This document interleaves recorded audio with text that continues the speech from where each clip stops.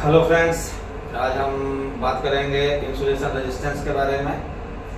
तो insulation resistance, जिसको कि हम लोग नॉर्मल भाषा में क्या बोलते हैं, मेगा। हम लोग क्या बोलते हैं कि इस इक्विपमेंट का हमने मेगा किया कि नहीं किया, लेकिन उसका जो सही नाम है वो क्या है, इंसुलेशन रेजिस्टेंस। तो हम इसको मेगा जो बोलते हैं वो किससे आता है, जो हम लोग इंस्ट्रूमेंट यूज़ करते हैं वो होता है मेगा ओम मीटर, इसलिए उसको शॉर्ट फॉर्म में हम लोग क्या बोल देते हैं, मेगा। तो आज हमारा जो इंसुलेशन रेजिस्टेंस में हम टॉपिक कवर करेंगे उसमें क्या रहेगा, सिग्निफिकेंस ऑफ आईआर जो इंसुलेशन रेजिस्टेंस उसका क्या सिग्निफिकेंस रहता है, आईआर जो है इंसुलेशन रेजिस्टेंस इक्विपमेंट का क्यों डिटोरिएट करता है, क्या तरीके हैं जिससे कि हम इंसुलेशन रेजिस्टेंस को इम्प्रूव कर सकें, किस इक्विपमेंट का क्या वोल्टेज लेवल रहेगा तो हमें कितना वोल्टेज से मेजर करना है या इंसुलेशन रेजिस्टेंस मेजर करना है, ये हम इसमें बताएंगे आपको। और आपको ये भी बताएंगे कि गार्ड टर्मिनल जो मेजर में रहता है उसका क्या पर्पस है, गार्ड टर्मिनल क्यों दिया जाता है इंसुलेशन रेजिस्टेंस टेस्टर में। फिर हम आपको पोलराइजेशन इंडेक्स के बारे में बताएंगे, इसमें क्या है पोलराइजेशन इंडेक्स। फिर हम आपको बताएंगे कि इंसुलेशन रेजिस्टेंस का मिनिमम वैल्यू कितना रहेगा जिसमें हम इक्विपमेंट को चार्ज कर सकते हैं। फिर हम आपको बताएंगे कि टेम्परेचर का इफेक्ट क्या आता है इंसुलेशन रेजिस्टेंस में, और हम डीसी से ही क्यों करते हैं, एसी से हम लोग इंसुलेशन रेजिस्टेंस मेजर क्यों नहीं करते हैं। तो फ्रेंड्स, इसमें सबसे पहले हम जब इंसुलेशन रेजिस्टेंस की बात करते हैं तो इंसुलेशन रेजिस्टेंस मेजर क्यों करना पड़ता है। हमारे जितने भी इक्विपमेंट्स हैं, चाहे वो मोटर हो, ट्रांसफार्मर हो, उसमें क्या होता है, एक कंडक्टर रहता है, कंडक्टर से करंट फ्लो करता है, उसके ऊपर हम एक इंसुलेशन प्रोवाइड करते हैं। वो इंसुलेशन या तो वार्निश के फॉर्म में रहता है या पेपर के फॉर्म में रहता है, जिसका काम ये रहता है कि जब हम वोल्टेज इंजेक्ट करते हैं वाइंडिंग से तो वो वोल्टेज सिर्फ कंडक्टर के थ्रू फ्लो करे और एक्स्ट्रा पाथ कंडक्टर के सरफेस से इंसुलेशन से होते हुए वो ग्राउंड ना हो, कहीं लीकेज करंट फ्लो ना करे, ताकि हमारा लॉस ना हो और वोल्टेज के कारण सिस्टम हमारा ग्राउंड होकर फॉल्ट में कन्वर्ट ना हो। तो उसके लिए हम क्या करते हैं, सुटेबल इंसुलेशन प्रोवाइड करते हैं। तो जब इक्विपमेंट नया रहता है तो उसके ऊपर जो इंसुलेशन की क्वालिटी रहती है वो काफ़ी बढ़िया रहती है। तो जो इंसुलेशन का, जब हम उस समय अगर हम इंसुलेशन रेजिस्टेंस मेजर करेंगे तो बहुत हाई आता है। फिर उसके बाद क्या होता है, जब कोई भी इंसुलेशन रेजिस्टेंस आप बोलेंगे इन्फिनिटी क्यों नहीं आता, तो क्या होता है, कोई भी जो इंसुलेशन रेजिस्टेंस का मटेरियल रहेगा वो 100% ड्राई नहीं होता है, कुछ ना कुछ उसमें मॉइस्चर कुछ रहेगा, जिसके चलते कि जो है आपका उसमें कुछ ना कुछ लीकेज करंट आएगा, और जिसको भी हम लोग जब मेजर करते हैं तो it will be reflect as आपका कितना मेजर वैल्यू, जितना ज़्यादा रहेगा उतना ज़्यादा आपका इक्विपमेंट हेल्दी है, मतलब आपका लीकेज करंट का पास मिनिमम है। तो इसलिए हम जब आईआर मेजर करते हैं किसी इंस्ट्रूमेंट का, किसी इक्विपमेंट का, अगर वैल्यू अच्छी आ रही है तो हम ये इंश्योर कर लेते हैं कि इक्विपमेंट का इंसुलेशन हेल्दी कंडीशन में है कि नहीं है। अब बात आती है कि हमारे आईआर वैल्यू या इंसुलेशन रेजिस्टेंस वैल्यू जो है वो टाइम के साथ डिटोरिएट क्यों करता है, किस किस फैक्टर पे डिपेंड करता है। तो वो डिपेंड करता है कि आपका सबसे पहला फैक्टर है कि आपका इक्विपमेंट या जो भी लगा है इक्विपमेंट वो किस लोकेशन पे लगा है, वो एक बहुत बड़ा फैक्टर रहता है। वो कोरोसिव एनवायरनमेंट में लगा है, डस्टी एनवायरनमेंट में लगा है, कहाँ लगा है, एक वो फैक्टर जो है जो इसको अफेक्ट करता है। फिर आपका मोटर, अगर हम रोटेटिंग इक्विपमेंट की बात करते हैं तो उसमें एक मैकेनिकल फैक्टर रहता है जो कि इंसुलेशन रेजिस्टेंस को कम कर सकता है। फिर हमारा टेम्परेचर एक बहुत बड़ा फैक्टर है, अगर हम टेम्परेचर बहुत ज़्यादा रन करते हैं तो क्या होता है, इंसुलेशन पे टाइम क्रैक कर सकता है। बहुत ज़्यादा ठंडा गर्म करेंगे तो भी वो एक हमारा आईआर को ड्रॉप कर सकता है। फिर हमारा ऑयल ग्रीसेस है वो भी कर सकते हैं, और जो फ्यूम्स निकलती हैं कहीं कहीं पे किसी किसी प्लांट में, वो भी अगर मोटर में इंटर करेगी तो इंसुलेशन को कम करेगी या उसमें लीकेज करंट को बढ़ाएगी या डैमेज करेगी। फिर हमारा सरफेस में, जैसे हमारा ह्यूमिड एटमॉस्फेयर है, बारिश का मौसम रहता है तो उस समय जो है हमारा मॉइस्चर जो है एब्जॉर्ब होने के चांसेस रहते हैं कि हमारा जो है वो इंसुलेशन उसको एब्जॉर्ब कर रहा है कि नहीं कर रहा है। कंपनियाँ कोशिश करते हैं कि हम हाइग्रोस्कोपिक कॉलर ना बनाए जो कि मॉइस्चर एब्जॉर्ब करे, लेकिन आप मॉइस्चर अगर बहुत ज़्यादा है तो इंसुलेशन की टेंडेंसी रहती है कि वो उसको एब्जॉर्ब करेगा। तो इससे क्या होता है, आपका जो है मॉइस्चर लेने के बाद में लीकेज करंट बढ़ जाता है, जिसके चलते हमारा जो है क्या होता है, आईआर वैल्यू धीरे धीरे कम होने लगती है। ट्रांसफार्मर की बात करें तो ट्रांसफार्मर में भी सेम चीज़ होता है, ट्रांसफार्मर में भी वाइंडिंग है, ट्रांसफार्मर में वाइंडिंग रहती है तो उसमें भी क्या होगा, आपका थर्मल स्ट्रेसेस आएंगे, कभी वोल्टेज हाई होता है, कभी करंट हाई हो जाता है फॉल्ट के केसेस में, तो उससे क्या होता है इंसुलेशन में देयर आर चांसेस कि क्रैक्स डेवलप हो सकते हैं। फिर हमारा ट्रांसफार्मर का लोडिंग एक फैक्टर है, मोटर्स में भी लोडिंग फैक्टर जैसे था थर्मल का, ऐसे ट्रांसफार्मर में भी अगर हम ट्रांसफार्मर को ओवरलोड करके चलाएंगे तो क्या होगा, हमारा जो पेपर रहता है, इंसुलेटिंग पेपर रहता है, सेल्यूलोजिक पेपर रहता है, वो धीरे धीरे डिजॉल्व होगा ऑयल में टेम्परेचर के साथ। फिर जब वो ऑयल में डिजॉल्व होगा तो क्या होगा, ऑयल में वो स्लज फॉर्म करेगा, ऑयल में स्लज फॉर्म करेगा, मॉइस्चर आएगा, एसिड फॉर्म करेगा। ये धीरे धीरे क्या करेंगे, इंसुलेशन को डैमेज करेंगे और आपका आईआर वैल्यू धीरे धीरे टाइम के साथ डिटोरिएट होने लगेगा। ट्रांसफार्मर में आप देखेंगे ब्रीदिंग एपरेटस लगे रहता है, उसके थ्रू भी ट्रांसफार्मर अगर एटमॉस्फेयर से मॉइस्चर एब्जॉर्ब करेगा तो भी ऑयल का मॉइस्चर बढ़ेगा, तो अल्टीमेटली आपका वाइंडिंग का भी मॉइस्चर बढ़ेगा और आपका आईआर वैल्यू धीरे धीरे कम हो जाएगा। फिर आप जैसे और भी लगाते हैं, जनरेटर में भी सेम रोटेटिंग इक्विपमेंट जैसे प्रोसेस है, उसमें भी उसी कारण से धीरे धीरे आईआर वैल्यू कम हो सकती है। फिर आपका अगर हम सपोर्ट इंसुलेटर्स की बात करते हैं, जैसे कि हमारा अगर हम मान लीजिए बस डक्ट का मेजर कर रहे हैं, किसी बस का मेजर कर रहे हैं, तो उसमें सपोर्ट इंसुलेटर क्या होता है, अगर वो डस्टी एनवायरनमेंट में उसमें कार्बन डिपोजिशन हो जाता है, टाइम डस्ट डिपोजिशन हो जाता है, तो धीरे धीरे क्या होगा, हमारा आईआर वैल्यू को कम करेगा। या फिर उसने मॉइस्चर ले लिया तो भी वो आईआर वैल्यू को कम करेगा। तो ये सारी चीज़ें अलग अलग इंस्ट्रूमेंट इक्विपमेंट में ये सारे फैक्टर्स हैं जो कि उसके आईआर वैल्यू को धीरे धीरे कम करते रहते हैं। आईआर वैल्यू ड्रास्टिक डाउन नहीं हो रही है, अगर ड्रास्टिक डाउन हो रही है मतलब कहीं ना कहीं उसमें लीकेज करंट बढ़ गया है और वो it will result to the failure of the equipment, नहीं तो ड्रास्टिकली आईआर वैल्यू आपकी डाउन नहीं होती है। फिर अगर हम बात करते हैं कि अगर डाउन हो गई तो कैसे सही कर सकते हैं, तो उसके लिए हमारे पास ऑप्शन सही है कि हम इंस्ट्रूमेंट या इक्विपमेंट जो भी लगाए, फॉर एग्जांपल मोटर, अगर मान लीजिए किसी करोजिव एनवायरनमेंट में लगे तो हम मोटर को वहाँ से हटा तो नहीं सकते, क्योंकि हमारा जो प्रोसेस है वो हमें वहाँ पे रिक्वायरमेंट है कि लगाना है।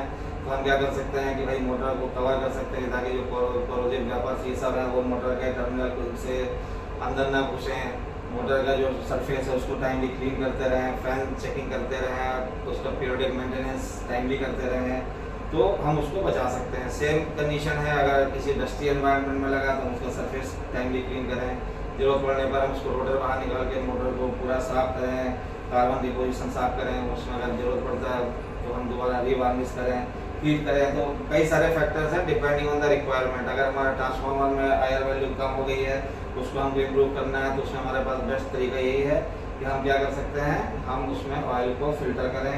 ऑयल को फिल्टर करने के बाद में टाइमली फिल्टर करने के बाद ऑयल का भी वैल्यू इम्प्रूव होगा। ऑयल का मॉइस्चर चेक करेंगे कि ऑयल में मॉइस्चर कितना है, उससे पता चल जाएगा और हमारा विद टाइम हमारा उसका भी आईआर वैल्यू इम्प्रूव हो जाएगा।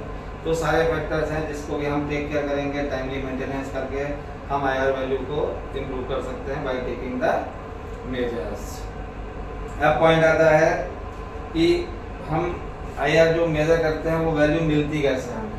तो नॉर्मली जो हम किसी भी इक्विपमेंट का जब आईआर मेजर करते हैं तो सिंपल फंडा कौन सा लगता है, ओम्स लॉ। ओम्स लॉ क्या कहता है, V is equal to IR। तो V is equal to IR है, तो जब हम रेजिस्टेंस निकालेंगे तो क्या आ जाएगा, V अपॉन I। V क्या है, वोल्टेज अप्लाइड, और I क्या है, टोटल करंट। टोटल करंट में अगर हम जब बात करते हैं इसकी, इसमें I जो है इसमें 3 करंट होता है। I एक होता है आपका चार्जिंग करंट, एक होता है आपका एब्जॉर्प्शन करंट और एक आपका होता है लीकेज करंट। तो ये क्या हो जाएगा, voltage applied divided bye I charging plus I absorption plus I leakage. ये तीनों करंट का जब हम निकालेंगे तो ये हमको रेजिस्टेंस मिल जाएगा कि हमारा इक्विपमेंट का रेजिस्टेंस वैल्यू कितना आया। ये जो वोल्टेज अप्लाइड ये किस पे डिपेंड करेगा, voltage rating of the equipment. हमारे इक्विपमेंट का वोल्टेज रेटिंग कितना है उसके हिसाब से ये वोल्टेज अप्लाइड डिपेंड करेगा। फिर हमारा क्या होता है, चार्जिंग करंट, एब्जॉर्प्शन करंट और लीकेज करंट। ये सारे करंट क्या होते हैं, ये सिस्टम कोई भी आपका जो भी वाइंडिंग्स है, तो वाइंडिंग में क्या रहता है, एक कंडक्टर है उसके ऊपर इंसुलेशन रहता है। तो कंडक्टर और इंसुलेशन जब हो गया और आपने उसको रैप कर दिया, कॉइल के फॉर्म में कर दिया, तो it acts as a capacitor.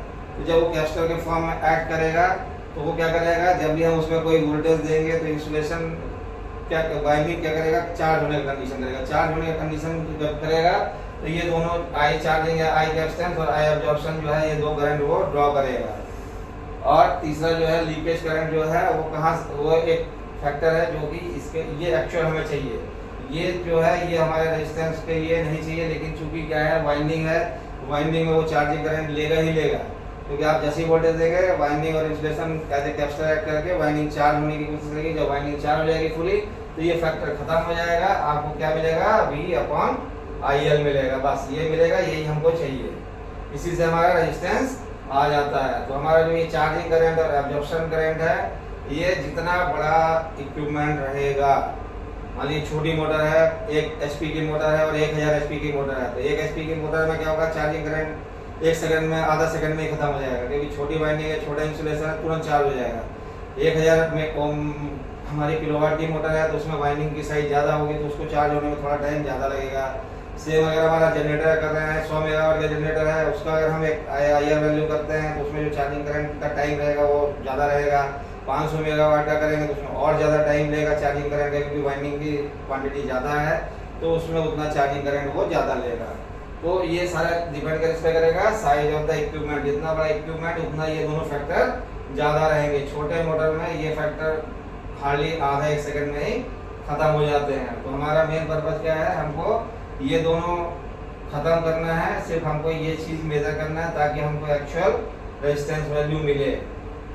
जब आप ग्राफ में देखेंगे, अगर वैसे बात करते हैं तो आप जब ग्राफ इसका देखेंगे तो ये आपका अगर मान लीजिए करंट है माइक्रोएम्प्स में, करंट है आपका माइक्रो एम्पियर पे और ये टाइम है, तो आपका जो है लीकेज करंट देखेंगे तो ऐसे विद टाइम ये बढ़ता रहता है। जैसे शुरू में कम रहेगा लीकेज करंट, धीरे धीरे जैसे जैसे आएगा बढ़ेगा।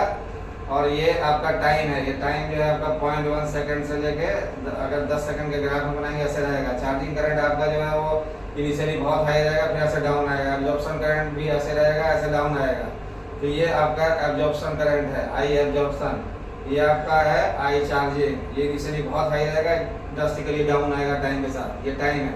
और ये आपका करंट है माइक्रोएम्प्स, ये 100 माइक्रोएम्प्स इनिशियली रहेगा, फिर धीरे धीरे डाउन आएगा। ये अगर आप 1 माइक्रो एम्पियर मान लेते हैं तो ये कर रहे, तो ये दोनों current with time drastically down आएंगे, ये टाइम के साथ धीरे धीरे बढ़ेगा और फिर ये कांस्टेंट हो जाएगा।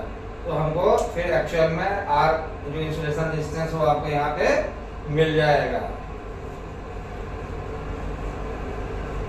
तो इससे क्या होगा, हमको एक्चुअल जो है IR मिलेगा। IR जब हमको चाहिए, IR जब हम मेजर करते हैं तो जब हमको R मिल गया तो हमको क्या इंपॉर्टेंट है, लीकेज करंट। लीकेज करंट हमको एक्चुअल चाहिए, वोल्टेज अप्लाइड फिक्स है, वोल्टेज हमने जो अप्लाई किया वो फिक्स हो गया। लीकेज करंट कितना सरफेस से मॉइस्चर से जा रहा है। लीकेज करंट ये ध्यान रखिए, जो हम इंसुलेशन रेजिस्टेंस की बात करते हैं उसमें किसकी बात करते हैं, जो भी कंडक्टर टू पे इंसुलेशन है उसका कितना अच्छा रेजिस्टेंस है। जितना ज़्यादा रेजिस्टेंस रहेगा उतना ज़्यादा वो करंट को ऑफसेट करेगा, मतलब वो करंट को ग्राउंड में जाने से रोकेगा, क्योंकि अल्टीमेटली इंसुलेशन के थ्रू आप मोटर है तो कोर से जुड़ी रहेगी, ट्रांसफार्मर है तो भी वो ग्राउंड से कहीं ना कहीं से कोर के थ्रू जुड़ा रहेगा। तो जितना ज़्यादा इंसुलेशन का रेजिस्टेंस पास रहेगा उतना ज़्यादा कम लीकेज करंट आपका सिस्टम में फ्लो करेगा, उतना आपका इक्विपमेंट हेल्दी कहलाएगा। तो आपका इंसुलेशन रेजिस्टेंस मतलब इंसुलेशन का रेजिस्टेंस कितना बढ़िया है, इंसुलेशन का कंडक्टर का रेजिस्टेंस बढ़िया नहीं होना, कंडक्टर रेजिस्टेंस भी होना, ताकि करंट आपका बिना लॉस के फ्लो करे। फिर आपका आता है कि जब हमने ये इंजेक्ट कर दिया हमको रेजिस्टेंस मिल गया, अब हमारा आता है कि हमको कितने वोल्ट पे अप्लाई करना है। मान लीजिए हमको कोई इक्विपमेंट है, अगर हमारा 110 वोल्ट का इक्विपमेंट है सपोज करिए, तो हमको इसको हार्डली जो मेजर करें वो कितने से करना है, 250 वोल्ट इंजेक्ट करना है हमको, और 500 वोल्ट मैक्सिमम इंजेक्ट कर सकते हैं। इससे ज़्यादा नहीं करेंगे, कोशिश करेंगे 250 वोल्ट से ही करें, या मैक्सिमम करना है तो 500 वोल्ट से, नहीं तो 250 वोल्ट बढ़िया है। 250 वोल्ट करेंगे तो सेफ है। नॉर्मली प्रैक्टिस ये रहता है कि जो भी आपका वोल्टेज लेवल है उससे डबल से ही करिए। फिर आपका अगर मान लीजिए 440 वोल्ट से लेके 550 वोल्ट का अगर आपका इक्विपमेंट का रेटिंग है तो इसमें आप कितने से कर सकते हैं, 500 वोल्ट इंजेक्ट कर सकते हैं या 1000 वोल्ट इंजेक्ट कर सकते हैं। इससे ज़्यादा आपको इस पर इंजेक्ट नहीं करना है। फिर आपका अगर मान लीजिए 2400 वोल्ट का कोई इक्विपमेंट है तो इसको आप कितने से कर सकते हैं, 2500 वोल्ट से कर सकते हैं, 1000 वोल्ट से कर सकते हैं। मैक्सिमम आप अगर बहुत ज़्यादा अगर इसके कर सकते हैं तो 5 kV से भी कर सकते हैं या 5000 वोल्ट से कर सकते हैं। लेकिन अगर आप 2500 वोल्ट से भी करेंगे तो ये वोल्टेज इसके लिए सूटेबल है। इतने से ही आपका ये पता चल जाएगा कि इक्विपमेंट का हेल्दी है कि नहीं है। और अगर आपका फिर जो है बाकी इक्विपमेंट का रेटिंग 4100 वोल्ट से अबव है तो आप इसमें कितने से करेंगे, 2500 वोल्ट से लेके 5000 वोल्ट से कर लीजिए। इस इतने वोल्टेज पे अगर आप करते हैं तो आपको जो रीडिंग मिलेगी वो आपको हेल्दीनेस ऑफ इंसुलेशन फाइंड करने के लिए बहुत ज़्यादा है। अब आप 110 वोल्ट का अगर इक्विपमेंट है, इसमें अगर आप 1000 वोल्ट दे देंगे तो क्या होगा, इसका इंसुलेशन फेल हो जाएगा और ये पूरा लीकेज करंट ग्राउंड में देके इक्विपमेंट की वाइंडिंग को शॉर्ट कर देगा। सेम 440 550 वोल्ट का है, इसमें अगर आपने 5 केवी से मेजर कर दिया, 2.5 केवी से मेजर कर दिया तो हो सकता है इसका इंसुलेशन फेल हो जाए और वो किसी न किसी पॉइंट पे पंचर होकर ग्राउंड हो जाए और आपका पूरा इक्विपमेंट डैमेज हो जाएगा। तो ये चीज़ बहुत ध्यान रखना है। अगर आपको कुछ भी नहीं पता है, आपको कहीं समझ में नहीं आ रहा है, तो maximum voltage applied should be 2 times the voltage rating. इससे ज़्यादा आपको नहीं इंजेक्ट करना है। अगर मान लीजिए 415 का है, आप 1 केवी से कर सकते हैं मैक्सिमम, या 500 से करिए सफिशिएंट है। 3.3 केवी का है, आप मैक्सिमम 5 केवी से कर सकते हैं, नहीं 2.5 सफिशिएंट है। और 6.6 केवी एंड अबव है तो 5 केवी से आप फिर उसको नॉर्मल सारा वोल्टेज पे कर सकते हैं। 5 केवी जो है किसी भी सिस्टम वोल्टेज के लिए आपका IR फाइंड करने के लिए सफिशिएंट है। वोल्ट IR फाइंड करने के लिए तो आप 1000 वोल्ट भी इंजेक्ट करेंगे तो भी आपका जो IR मिलेगा वो सफिशिएंट है। लेकिन हम लोग क्या करते हैं, जैसे जैसे हायर वोल्टेज इंड्यूस करते हैं तो क्या होता है, आपका वोल्टेज को क्या करते हैं, हम क्या करते हैं, स्ट्रेस देते हैं। वोल्टेज में हम मतलब कंडक्टर में स्ट्रेस पैदा करते हैं, इंसुलेशन में स्ट्रेस आता है ताकि जो उसमें थोड़ा बहुत लीकेज और होना तो हो जाए और हमको क्या मिले, एक्चुअल वैल्यू मिले उसकी। ताकि हम इसलिए, नहीं तो अगर 132 केवी का इक्विपमेंट को भी अगर 1 केवी इंजेक्ट करके करेंगे तो जो वैल्यू मिलेगा वो उससे भी हमारा वाइंडिंग का हेल्दीनेस पता चल जाएगा। लेकिन हम फिर भी किससे करते हैं, 5 केवी से करते हैं। क्यों? क्योंकि थोड़ा सा हम स्ट्रेस इंसुलेशन में ज़्यादा देंगे ताकि जो लीकेज करंट होना हो जाए और हमको एक्चुअल वैल्यू मिले। अब पॉइंट आता है कि हम कितने टाइम के लिए करें। तो नॉर्मली क्या होता है, जैसे मान लीजिए हमारा छोटा इक्विपमेंट है, मान लीजिए 10 किलोवाट की मोटर है, इसका मेजर करना है, 10 किलोवाट की मेजर करना है, तो इसके लिए हम हार्डली कितना करेंगे, 1 मिनट सफिशिएंट है। क्योंकि छोटी मोटर है, इसमें ज़्यादा करने का कोई मतलब नहीं है, क्योंकि इसमें 1 मिनट में ही सारा चार्जिंग करंट, एब्जॉर्प्शन करंट सारा कुछ खत्म हो जाएगा, हमको एक्चुअल वैल्यू यहाँ पे मिल जाएगी। तो अब हमारा क्या है, मान लीजिए यही 10 किलोवाट के बजाय 10 मेगावाट का कोई इक्विपमेंट है, तो इसमें हम क्या करते हैं, इसमें हम कई ऑप्शन है, 15 सेकंड का रीडिंग ले सकते हैं, 30 सेकंड का रीडिंग ले सकते हैं, 1 मिनट का रीडिंग ले सकते हैं और 10 मिनट तक रीडिंग ले सकते हैं। इसमें क्या होता है, जब जितना बड़ा वाइंडिंग रहेगा उतना चार्जिंग करंट वो लेता रहेगा और ये मान के चलते हैं कि 10 मिनट में इसका चार्जिंग करंट इसने ऑलमोस्ट ले लिया है और पूरा का पूरा वाइंडिंग चार्ज हो गई। तो हमको जो मिलेगा वो क्या मिलेगा, वोल्टेज अप्लाइड 5 केवी से हमने इंजेक्ट किया तो 5 केवी डिवाइडेड बाय लीकेज करंट जितना है उसके हिसाब से हमको उतना रेजिस्टेंस मिल जाएगा। तो हमको क्या करना है, जितने बड़े इक्विपमेंट हैं उसमें हमको 10 मिनट तक जाना है। जो छोटे ही मोटर है 5 kilowatt, 10 kilowatt, 20 kilowatt, 50 kilowatt, 100 kilowatt, इसमें हम अगर 1 मिनट का भी मेगा वैल्यू लेते हैं उससे हमें जो मिलता है उससे हमारा हेल्दीनेस हमें पता चल जाएगा। अब हम जब ये सारी चीज़ करते हैं, बड़े इक्विपमेंट में जो हम 10 मेगावाट का है, और बड़ा इक्विपमेंट हो सकता है 50 मेगावाट का है, 100 मेगावाट का है, 2 मेगावाट का है, जितने बड़े रेटिंग के इक्विपमेंट हैं जिनमें हम ये टाइम से जब करते हैं तो इसमें 2 चीज निकल के आती है। क्या आता है हमारा, डाइलेक्ट्रिक एब्जॉर्प्शन रेशियो। इसको हम करते हैं resistance measured eight 60 second divided by resistance measured eight 30 second, ये इसका रेशियो होता है। और दूसरा क्या आता है इसमें factor, polarization index. Polarization index क्या होता है आपका, रेजिस्टेंस एट 600 सेकेंड, मतलब आपने 10 मिनट जो मेजर किया वो divided by resistance at 60 second, मतलब आपने 1 मिनट जो मेजर किया वो, इन दोनों का रेशियो जो है ये कहलाता है 10 minute by 1 minute polarization index, और 1 मिनट बाई 30 सेकेंड ये कहलाता है डाइलेक्ट्रिक एब्जॉर्प्शन रेशियो। जैसा हमने आपको बताया था अभी कि इनिशियली जब चार्जिंग करंट बहुत ज़्यादा रहता है, धीरे धीरे वो घटता रहता है, तो ये मान के चला जाता है कि जो बड़ा इक्विपमेंट भी है उसका 10 मिनट के बाद में पूरा का पूरा वाइंडिंग चार्ज हो जाएगी। अब उसमें ना कोई चार्जिंग करंट ले रहा है ना कोई एब्जॉर्प्शन करंट ले रहा है, केवल जो करंट ले रहा है वो क्या ले रहा है, लीकेज करंट ले रहा है। तो हमारा जब हम पोलराइजेशन इंडेक्स की बात करते हैं तो अगर ये वैल्यू मान लीजिए रेशियो 1 आ रही है तो ये अच्छा नहीं है। इसको मिनिमम जो अगर अच्छा करने की बात करेंगे तो 1.5 से 2 तो मिनिमम आना ही आना है। अगर इस रेंज में आ रहा है तो बहुत बढ़िया है, 3 अगर आ रहा है इसका रेशियो तो और बढ़िया है, अप टू 4 एंड अबव जो है ये भी बहुत अच्छा नहीं माना जाता है। ये भी मान के चला जाता है कि भाई आपकी वाइंडिंग ड्राई हो रही है। वाइंडिंग को ड्राई भी नहीं होना, नहीं तो क्या होगा, वो धीरे धीरे ब्रिटल होकर पेपर या वाइंडिंग जो भी है वो झड़ जाएगी, हीट होके वो झड़ जाएगी। तो 4 एंड अबव ठीक है, 3 तक बहुत बढ़िया माना जाता है। 4 एंड अबव, 4 से ऊपर अगर आने लग गया ये रेशियो, मतलब आपका वाइंडिंग कहीं ना कहीं वो ड्राई हो रहा है, ये आपको ध्यान रखना है। तो आपका पीआई जो मेजर करना है, ये किसका मेजर करना है, बड़े इक्विपमेंट वाले कोई ट्रांसफार्मर है 25 MVA का ट्रांसफार्मर, उसमें आपको पीआई निकालना है। कोई 5 MVA का ट्रांसफार्मर, उसमें भी आप पीआई निकाल सकते हैं। लेकिन आपका 500 kVA का ट्रांसफार्मर, उसमें पीआई की जरूरत नहीं है। आप 1 मिनट मेजर करेंगे, that is sufficient. 1 minute insulation resistance आपने नाप लिया, दैट इज सफिशिएंट। बड़े इक्विपमेंट में ही आपको पीआई और एब्जॉर्प्शन रेशियो की जरूरत है। ये सारी जो आपको बता रहे हैं, चार्जिंग करंट ये तभी आएगा जब आपकी वाइंडिंग ज्यादा रहेगी, कैपेसिटेंस इफेक्ट के कारण वो चार्जिंग करंट लेगा। अब आपका आता है मिनिमम वैल्यू ऑफ आईआर। अब आप कोई आपसे पूछता है कि कितना मिनिमम वैल्यू आईआर का रखना है। हमको मान लीजिए कोई इक्विपमेंट चार्ज करना है, हमारी आईआर वैल्यू नहीं आ रही है, तो फॉर रोटेटिंग इक्विपमेंट, जितने भी रोटेटिंग इक्विपमेंट हैं, चाहे वो मोटर हो चाहे जनरेटर हो, जितने भी रोटेटिंग इक्विपमेंट हैं, उसके लिए एज पर IEEE क्या कहता है कि आपका जो रेजिस्टेंस है वो कितना होना चाहिए, वोल्टेज, आपका जो सिस्टम का वोल्टेज है, वोल्टेज सिस्टम प्लस 1। अगर मान लीजिए 11 kV में कोई मोटर लगी है, 11 kV की सिस्टम है, तो आपका ये 11 + 1, मतलब अगर आपका 12 मेगा ओम आ गया है, आप you can successfully safely run the motor. अगर मान लीजिए सिस्टम वोल्टेज 415 था, तो 0.415 + 1 1.4 या 1.5 मेगा ओम अगर आ जा रहा है आपका रेजिस्टेंस वैल्यू, तो आप इसको चला सकते हैं। It is safe to run the motor. अगर 33 kV मोटर लगी है तो 33 + 1 34 मेगा ओम आ गया है, it is safe to run the motor.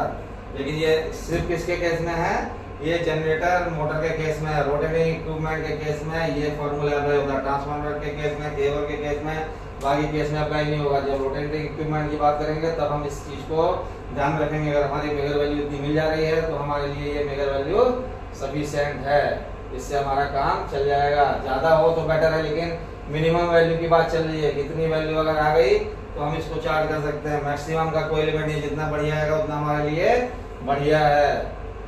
अभी आपको एक चीज ध्यान रखिए, आप जो हम लोग करते हैं, मान लीजिए for example voltage applied divided by I leakage is equal to resistance. तो हमारा नॉर्मल में क्या होता है, मान लीजिए हमने 5 kV से मेजर किया तो हमारा क्या हो गया, 5000 हो गया। अब हमारा मान लीजिए आई लीकेज जो है ये बहुत कम रहता है। आप अगर इसको सपोज करिए आई लीकेज 1 मिली एम्पियर है, आप 1 मिली एम्पियर करेंगे तो क्या आएगा, 0.001, इतने ही आया ना। अब आप इससे करेंगे तो कितना आ जाएगा, ये 5 1 2 3 1 2 3, तो ये 3 किलो ओम में हो गया।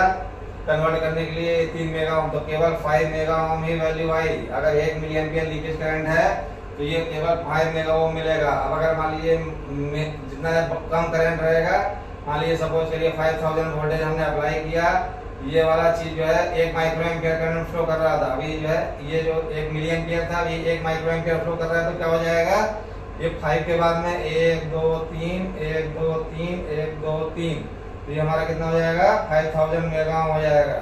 तो जितना बढ़िया इंसुलेशन रहेगा, जितना लीकेज करंट कम रहेगा, उतना ज्यादा हमारा मेजर वैल्यू आता है। तो ये हमारा जो वैल्यू है ये किसमें रहता है, नॉर्मली माइक्रोएम्प्स में आता है, तभी हमें मेजर वैल्यू अच्छी मिलती है। लीकेज करंट जितना मिनिमम रहेगा उतना हमारी मेजर वैल्यू अच्छी आएगी। लेकिन मिनिमम वैल्यू के लिए भी हमने आपको जैसा रोटेटिंग इक्विपमेंट में बताया बस ये होता है। सेम अगर हम मिनिमम वैल्यू केबल के लिए बात करते हैं, अगर हमारे वाली ये केबल है, केबल के लिए मिनिमम वैल्यू कितना होना चाहिए, तो उसके लिए क्या फॉर्मूला है, K log 10 D/D। ये क्या है, कांस्टेंट है। log 10 सबको पता है, D/D होता है। ये D जो है आउटसाइड डाया ऑफ इंसुलेशन है, और ये है आपका आउटसाइड डाया ऑफ कंडक्टर। तो ये K जो है ये वेरी करता है। सपोज करिए आपका कोई पेपर है, पेपर अगर है तो इसका K का वैल्यू जो है 2500 रहता है अप्रॉक्स। अगर ये पीवीसी है, जो हमारी पीवीसी केबल इंसुलेटेड आती है, इसमें भी 2000 से लेके ये 2500 रहता है। अगर ये XLP रहता है तो इसका वैल्यू जो है 50,000 रहता है और अबव रहता है। तो ये K फैक्टर मतलब अगर आपका XLP केबल है तो आपका क्या होगा, रेजिस्टेंस जो है केबल के केस में जो रेजिस्टेंस की बात कर रहे थे हम, आर इंसुलेशन जो हम लोग नापते हैं इंसुलेशन रेजिस्टेंस, वो क्या होगा, इस फॉर्मूले से आएगा। तो अगर SLB केबल है तो आपका मेगर वैल्यू बहुत अच्छा आना चाहिए। मिनिमम वैल्यू आप इससे निकाल सकते हैं कि भाई ये कर लिया, आउटसाइड डाया, कंडक्टर का डाया निकाल के इस वैल्यू से जो हम निकालेंगे तो जो मिनिमम वैल्यू आएगी उतना वैल्यू केबल का होना चाहिए, then it is safe to charge. नहीं तो चार्ज करने के लायक नहीं है। इसको रोटेटिंग इक्विपमेंट वाले फार्मूला से 11 kV+1 और ये वाले फार्मूले से इसको नहीं करना है, इसका फार्मूला ये वाला अप्लाई होगा। इससे जो वैल्यू निकल के आएगी that should be the minimum value जो कि हमको मेंटेन करना है। फिर आपका जो है ट्रांसफार्मर के केस में भी जब हम बात करते हैं तो ट्रांसफार्मर के केस में क्या रहता है, ट्रांसफार्मर के केस में मिनिमम वैल्यू जब हम बात करेंगे वो कितना आना चाहिए आपका, वो आता है, उसका फॉर्मूला होता है CE/√kVA। इसमें भी C जो है कांस्टेंट है, जो ऑयल के लिए आपका नॉर्मली 1 रहता है, और जो हम लोग कास्ट रीजन वाले ट्रांसफार्मर ये सब रहते हैं उसके केस में 30 रहता है। E जो है आपका अप्लाइड वोल्टेज मतलब टर्मिनल वोल्टेज जो रहता है उसका कितने वोल्टेज के पे आप इसको मेजर कर रहे हैं वो वाला वोल्टेज कितना है, और kVA रेटिंग है। इससे जो वैल्यू निकल के आएगी that should be the minimum resistance. उसके बाद अगर उससे उतनी वैल्यू हमको मिल रही है तो हम इसको चार्ज कर सकते हैं, नहीं तो हम इसको चार्ज नहीं करेंगे, नहीं तो रिस्क पे रहेगा।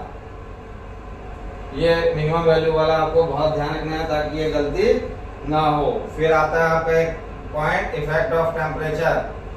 टेम्परेचर का क्या इफेक्ट पड़ता है मेगर वैल्यू में। एक आपको इंटरेस्टिंग चीज, गर्मी में अगर आप मेगर वैल्यू चेक कर रहे हैं तो आपको कम मिलेगी, ठंड में आप चेक कर रहे हैं तो ज्यादा मिलेगी। फॉर एग्जाम्पल अगर कोई मेगर वैल्यू 20 डिग्री सेंटीग्रेड पे इक्विपमेंट की हमने चेक करी और मान लीजिए 400 मेगावाट आई, अगर हम इसको 30 डिग्री सेंटीग्रेड पे करेंगे तो ये 200 मेगावाट हो जाएगी। अगर इसको हम 40 डिग्री सेंटीग्रेड पे करेंगे तो ये 100 मेगावाट हो जाएगी। मतलब every 10 degree centigrade temperature rise, जो IR है मतलब रेजिस्टेंस है वो कितना हो जाता है, रेजिस्टेंस विल हाफ, आधा हो जाएगा। तो अगर ये 50 डिग्री हो जाएगा तो ये 50 मेगावाट हो जाएगा, मतलब आधा होता जाएगा। अब उल्टा हो जाएगा, अगर मान लीजिए सपोज करिए 50 डिग्री सेंटीग्रेड पे अगर मेगर वैल्यू 100 मेगावाट आ रही थी तो 40 डिग्री सेंटीग्रेड होगा तो ये 200 मेगावाट आना चाहिए। 35 डिग्री सेंटीग्रेड हो जाएगा तो ये 400 मेगावाट आना चाहिए। तो ये आपको ध्यान रखना है, जैसे जैसे 10 डिग्री टेम्परेचर राइज होता है तो मेगर वैल्यू हाफ होती जाएगी, 10 डिग्री टेम्परेचर कम होता जा रहा है तो आपका मेगर वैल्यू बढ़ता जाएगा। तो इसमें हमको क्या ध्यान रखना है, जब भी हम मेगर कर रहे हैं या इंसुलेशन रेजिस्टेंस मेजर कर रहे हैं तो हमको टेम्परेचर करेक्शन ध्यान रखना पड़ेगा। नहीं तो हो सकता है आपने उसी इक्विपमेंट का गर्मी में मेजर किया और ठंड में मेजर किया, आप बोलेंगे कि हमारा वैल्यू तो मैच नहीं करता है, तो आपको उसको एक या तो आप पूरे मेजर वैल्यू को जो आपने मेजर किया इंसुलेशन रेजिस्टेंस वैल्यू को उसको आप टेम्परेचर करेक्शन करके 20 डिग्री पे ले आइए तो आपका पर्पज सॉल्व हो जाएगा। अब एक आपका सबसे इम्पोर्टेंट चीज जो है, जो हमेशा दिक्कत रहता है लोगों को, एक इशू आता है what is guard terminal. Megger में जब आप देखेंगे मगर है आपका इंसुलेशन रेजिस्टेंस मीटर रहता है, उसमें क्या रहता है, ऐसे 3 टर्मिनल बने रहते हैं। इसमें आपका लाइन लिखा रहता है, इसमें आपका अर्थ लिखा रहता है और इसमें आपका ये गार्ड लिखा रहता है। तो लाइन और अर्थ नॉर्मली जब हम किसी भी इक्विपमेंट का इंसुलेशन रेजिस्टेंस मेजर करते हैं तो क्या करते हैं, जैसे मान लीजिए मोटर है, मोटर की ये वाइंडिंग ऐसे लगी है तो हम क्या करेंगे, इसमें यहाँ पे लाइन टर्मिनल दे देंगे, इसके बॉडी में यहाँ कहीं पे हम लोग अर्थ लगा के यहाँ पे जो भी है 1000 वोल्ट इंजेक्ट करेंगे और जो भी रेजिस्टेंस आएगा उसको हम लोग मेजर कर लेंगे।